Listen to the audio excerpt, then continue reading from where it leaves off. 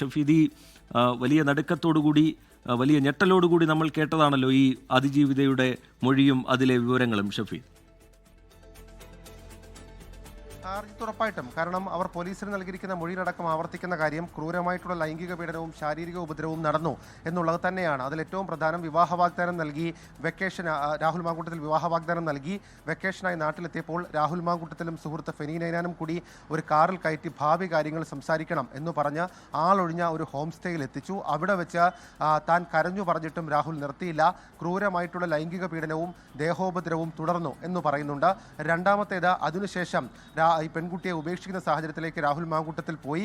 വിവാഹത്തിൽ നിന്ന് രാഹുൽ മാങ്കൂട്ടത്തിൽ പിന്മാറി. അതിനുശേഷം ഒരു മാസം കഴിഞ്ഞ രാഹുൽ മാങ്കൂട്ടത്തിൽ വീണ്ടും ഈ ലൈംഗിക ഉദ്ദേശം, ലൈംഗികമായിട്ടുള്ള ആവശ്യങ്ങൾ അതിനുവേണ്ടി തന്നെ സമീപിച്ചു. നിരന്തരം ഭീഷണിപ്പെടുത്തി. വീടിന് പരിസരത്തേക്ക് പോലും കാറിലെത്തി ഭീഷണിപ്പെടുത്തുന്ന സാഹചര്യം ഉണ്ടായെന്നൊക്കെയാണ് ആ പെൺകുട്ടിയുടെ മൊഴി.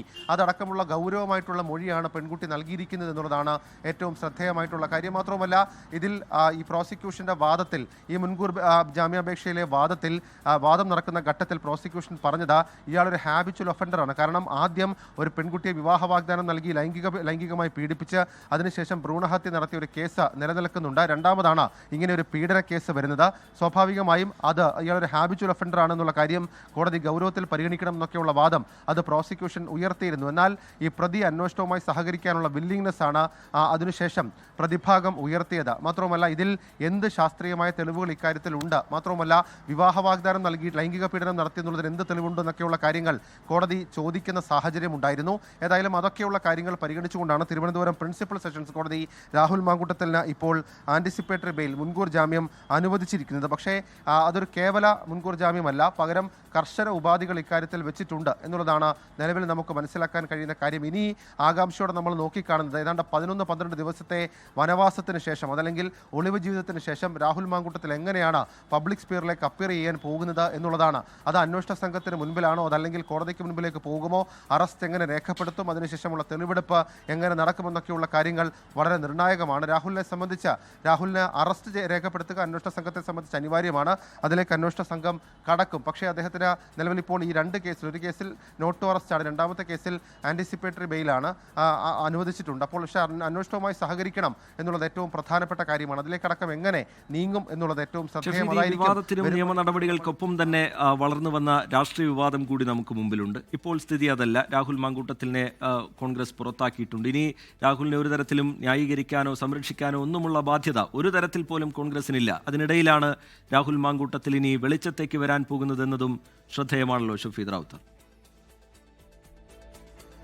ഉറപ്പായിട്ടും, കാരണം ഏതൊരു സാഹചര്യത്തിലാണ് രാഹുൽ മാങ്കൂട്ടത്തിൽ ഒളിവിലേക്ക് പോയത് എന്നുള്ളതാണ് നമ്മൾ നോക്കിക്കാണേണ്ടത്. കാരണം നമുക്കറിയാം, പാലക്കാട്ടെ തെരഞ്ഞെടുപ്പിൽ തെരഞ്ഞെടുപ്പ് പ്രചരണത്തിൽ സജീവ സാന്നിധ്യമായി രാഹുൽ മാങ്കൂട്ടത്തിൽ മാറുകയും മാത്തൂരിലെയും കണ്ണാടിയിലെയും പൊതുയോഗങ്ങളിലടക്കം രാഹുൽ മാങ്കൂട്ടത്തിൽ കോൺഗ്രസ്സുകാരനല്ലാത്ത രാഹുൽ മാങ്കൂട്ടത്തിൽ എങ്ങനെ പങ്കെടുത്തു എന്നൊക്കെയുള്ള ചോദ്യങ്ങൾ അത് പൊതുസമൂഹത്തിൽ ഉയരുന്നൊരു സാഹചര്യത്തിലാണ് ഈ പെൺകുട്ടി പരാതിയുമായി മുഖ്യമന്ത്രിയെ സമീപിക്കുന്നത്. അന്ന് വൈകിട്ട് ഏതാണ്ട് 4 മണിയോടുകൂടിയാണ് രാഹുൽ മാങ്കൂട്ടത്തിൽ ഈ പറയുന്ന പൊതുസമൂഹത്തിന് മുന്നിൽ നിന്നും അപ്രത്യക്ഷനാകുന്നത്. അതിനുശേഷം അദ്ദേഹം ഈ പറയുന്ന ഒളിവിലായിരുന്നു.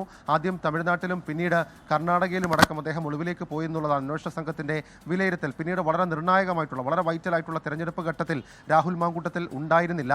ഈ ആദ്യ കേസിൽ ഇതേ കോടതി, തിരുവനന്തപുരം പ്രിൻസിപ്പൽ സെഷൻസ് കോടതി മുൻകൂർ ജാമ്യം തള്ളിയതിന് പിന്നാലെയാണ് കോൺഗ്രസിൽ നിന്ന് രാഹുൽ മാങ്കൂട്ടത്തിനെ പുറത്താക്കിയുള്ള തീരുമാനം വരുന്നത്. പിന്നീട് നേതാക്കളടക്കം അത് പറയുകയും രാഹുലിനെ ഏതെങ്കിലും തരത്തിൽ അഡ്രസ്സ് ചെയ്യാത്ത സമീപനം അത് ഈ പ്രധാനപ്പെട്ട നേതാക്കൾ കൈക്കൊള്ളുകയുമായിരുന്നു.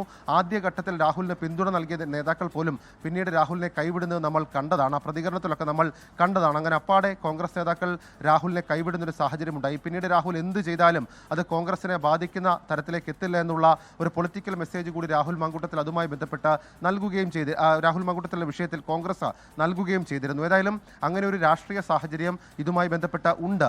പക്ഷേ അതിനിടയിൽ ഇനിയിപ്പോൾ ആന്റിസിപ്പേറ്ററി ബെയിൽ അനുവദിച്ചാലും ഇല്ലെങ്കിലും രാഹുൽ മാങ്കൂട്ടത്തിൽ പാർട്ടിക്ക് പുറത്താണ്. മാത്രവുമല്ല, അദ്ദേഹം ഇനി തിരികെ എത്തുന്ന ഒരു കോൺഗ്രസ്സുകാരനായിട്ടായിരിക്കുകയുമല്ല. പകരം നിലവിൽ ഇപ്പോൾ അദ്ദേഹം ഒരു സാധാരണ ലോകത്തെവിടെയായാലും ഏത് സമയത്തും 24 വാർത്തകളും ഓഗ്മെന്റഡ് റിയാലിറ്റി പാക്കേജുകളും എക്സ്പ്ലെയിനറുകളും വിശദമായി കാണാൻ ഞങ്ങളുടെ യൂട്യൂബ് ചാനൽ നിങ്ങൾക്ക് സബ്സ്ക്രൈബ് ചെയ്യാം.